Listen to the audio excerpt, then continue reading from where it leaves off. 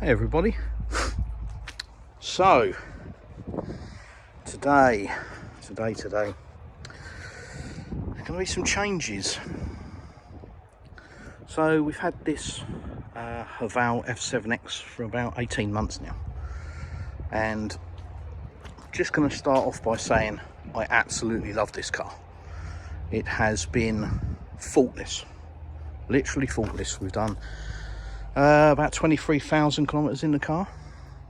It hasn't needed anything other than routine service. It has been brilliant. But let me just show you around. Now, I know a lot of you will be going, oh, Chinese car, write it off. Forget it, not interested. But bear with. Look at the seatwear, or should I say lack of seatwear, after excuse the camera work, but I don't know if you can read that. Probably not, because the camera doesn't want to play ball. More technical problems. Anyhow, yeah, 41,000 kilometers on the odometer, and look at the, not even a stitch in this frayed. Nothing on the bolster. Centre armrest, steering wheel, and I haven't cleaned this. I've literally just washed the outside. You can see it's not clean, so it's not like I've scrubbed the steering wheel and made it look presentable. This is how it is, not a mark. Same with the door card. Now, I worked on BMWs for, well, best part of 30 years, and Mercedes and Range Rover, other high ends. And I'm telling you now, whether you want to hear it or not, none of them have worn like this.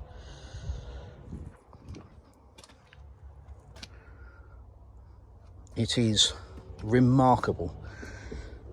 With a proper valet, it will be in the same condition that it was when we bought it, apart from one little indiscretion, which is me.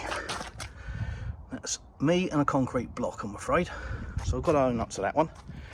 But apart from that, and you can see how much mud has come off it, so this isn't like a pampered car.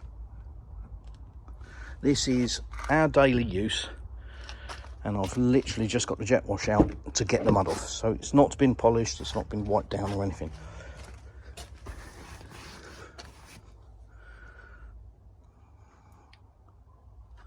So I've got to say, first and foremost, I am absolutely amazed with this car. I have said it many times, I wasn't expecting to keep this car. But I just want to reiterate, you know, we bought this car with the intention of keeping it until I found something more suitable, I thought. Maybe a German car or even a Japanese car. But I've got to say, after having it for a very short space, well, pretty much the drive home, after driving it home from Krasnodar, by the time I got home, I was absolutely gobsmacked with this car, and I couldn't wait to get out the next day and drive it. Now, I know a lot of you are going to look at this and go, not interested, blah, blah, blah. But as a car, it has been absolutely fantastic. It's gone everywhere. We've driven it down on the beach, through deep sand. Four-wheel drive system works perfectly. Auto gearbox is lovely. I can't fault this car, other than a little gripe I had when I first got it about the quality of the steering wheel. Which I was like, oh, I'm going to change this, and I haven't, never have. So the steering wheel, in my view, should be more like the seats, a nice soft plush feel, like, you know, like you expect from a German manufacturer. I can say the new models, they've changed that, so they must have listened to me. They must have sat around the table and watched my YouTube channel. Anyway, the time has come. Much as I absolutely love this car, and I do, mainly from a man's point of view, I haven't had to do anything with it. It's given me no trouble. That always starts you off on 70% of a great car. If you haven't got to play with it, yeah, great, and I haven't had to do a thing with it. So yeah, you may be wondering why will I change it if it's so great? Why would I change it? Well, it's a number of reasons. One, I'm a nightmare with cars. I don't normally keep cars for 5 minutes, you know, 2 or 3 months, chop, next one. Usually because they're starting to play about, or there's something I don't like about them, not happy with the way they drive, etc, etc. You know, there's usually something, but there hasn't been with this, so it isn't that. So why am I changing it if Chinese cars are so great? Well, I'm going to buy another Chinese car, believe it or not. And again, if you spoke to me 2 years ago, there's no way I would have admitted to having this conversation at all. So yeah, we're going to be changing it.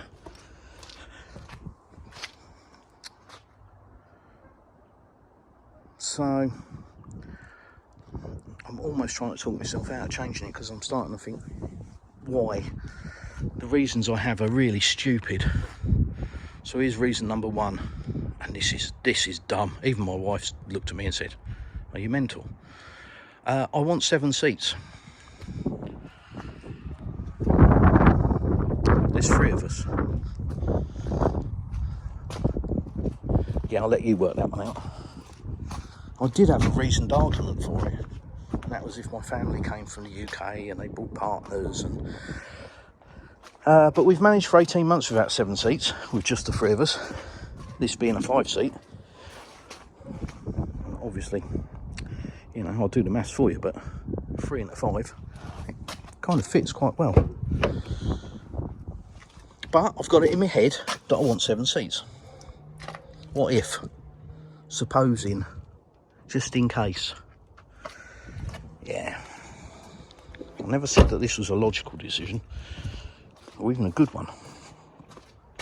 But, there we go. 7 seats. I want 7 seats. I also want, and again,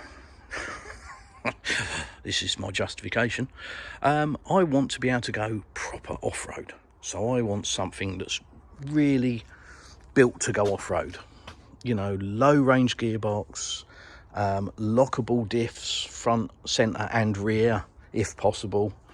Yeah, something that's just a bit more off-roady, you know, drive it through a forest kind of thing. And you might be thinking, oh, you must live, you know, in an area where you need to use that. Yeah, no. I mean, apart from the tsunami of mud that I've just washed down the street, yeah, we live on a tarmac road, so it ain't for that reason. But again, similar to reason number one regarding 7 seats, I want the ability to be able to. Does it mean I will? In my head I will. In my head I'm going to convince myself I'm going to turn into an off-road warrior. Reality is, well, I'm going to do it once, aren't I? Because I can. I'm going to go, rah, select the low range gearbox and lock all the diffs, and I'm going to drive through a puddle. I think I'm an off-road driving god, and that'll be it. Then it'll get washed and it'll come home, get put away in the garage. Although that ain't happening anytime soon, is it? Rios even having a look. If you can help me clear up, mate, that would be very useful. Yeah, piss off, he says. Yeah, so task for today is really to give it a wash, because it's absolutely covered in mud. Sort this lot out. God. But what I wanted to show you about this car, if you're a bit of a car nut, is after 30 odd thousand miles, more, 33, 34,000 miles, I suppose that equates to, does the front of your car look like this? Regarding stone chips, or the lack of. Start here. There's a tiny little one there.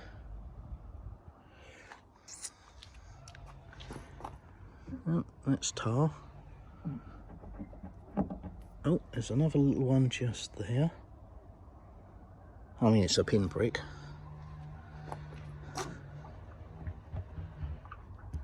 And oh no, that's tar. Now that one was there when we got it.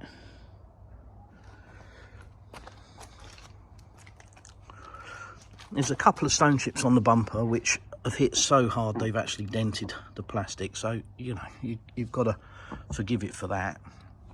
But the bumper's made of plastic, so get a stone chip on it, it doesn't really matter. Look, more tar.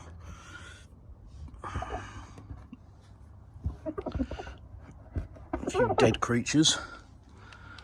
But I can tell you now, having owned many BMWs, Range Rovers, Mercedes, Audis, after 30,000 miles, they look like they've been shot with a shotgun. Absolutely peppered. Now, a lot of that reason is the stupid laws in the EU regarding chemicals. Some of you might be eco-warriors and not happy with that statement, but in the real world, yeah, whatever. And basically the paint is soft, and it's a common thing. People say, oh, the paint's soft on a BMW, and you have people that argue it and say, no, it ain't. But it is. And the same on all of them, because they're all on water-based paint, and it's just not up to the job. So, the front of your car gets absolutely battered with stone chips. Well, the Chinese manufacturers don't tend to worry too much about what's in the paint, probably. It's either that, or they found a replacement, because the paint is really, really good. Really good. Stands up.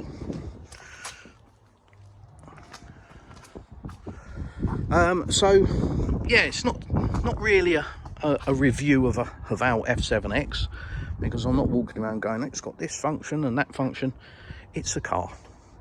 It's got niceties, heated seats, heated steering wheel, climate control, electric seats, multifunction steering wheel, flat bottom wheel, blah blah, you know, all the usual sales pitch. So it's got all the bits and bobs, multimedia, yah. So this isn't about a review telling me how this bit works, or telling you how this bit works, etc, etc. This is just me saying, we've owned this car for 18 months, it has been daily used, it has done a lot more in this car than I've probably done in the Range Rover, you know, regarding going off-road, off-piste, and it stood up amazingly. Hasn't given me a day's trouble, has never let me down. Servicing, I've had it serviced twice in the time I've owned it. First service I think was about £85, and I think we've just serviced it again, and that was about £185. It was a major service. That's it. That's all it has needed. Even it's still on the original tyres. After 41,000 kilometres, you've got to have a good year. And again, that's down to the compound of the tyre and the roads out here. In the UK, 41,000 kilometres out of a tyre, and bearing in mind it's still got 5mm of tread, no chance. Absolutely no chance. It's still on the original brakes, discs and pads. So if you are one of these people that knock a Chinese car, i.e. me 18 months ago, have a second look. In fact, have a third look, because like I say, I'm going to change it for the stupid reasons I've already told you. Oh, no, that wasn't even a reason, that was a hope. You know, I was hoping to come up with a third reason that might make sense, but I haven't got one. I just want 7 seats and off-road ability, neither of which I'm going to use. Ladies, if you're watching, you'll never understand us when it comes to things like that. Don't try. The same as we'll never understand you when it comes to soft furnishings. So, there it is. The less than perfect review of a HAVAL F7x 2021. A brilliant car. Like I say, so much so that we're going to buy another Chinese car, because they have really, really come along leaps and bounds in the last few years, and they definitely are. I'm not going to say a direct rival for your Audis and your BMWs, but the gap's an awful lot closer now, an awful lot closer.